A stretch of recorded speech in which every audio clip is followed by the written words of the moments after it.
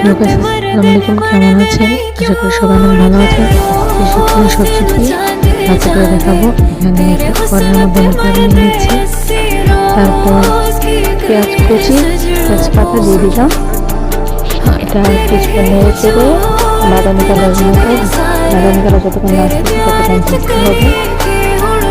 ভাজা ভাজার পর এখানে আমরা রসুন বাটা, আদা বাটা দিয়ে দিব, সাথে পরিমাণ মতো হলুদ, কাঁচা লঙ্কা দিয়ে দেওয়া হয়েছে আর জিরা দেওয়া হয়েছে।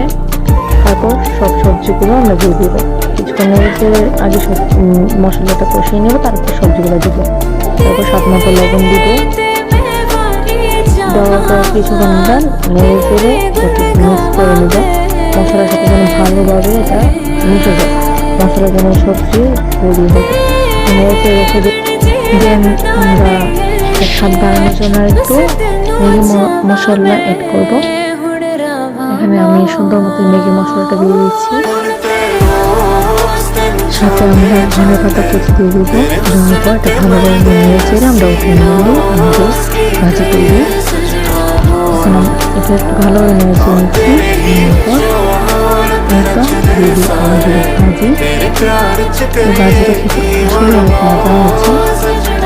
সবাই খেয়ে জানাবেন যে কেমন হয়েছে। খেতে সবাইকে আল্লাহ হাফেজ। দেখা হবে পরের ভিডিওতে।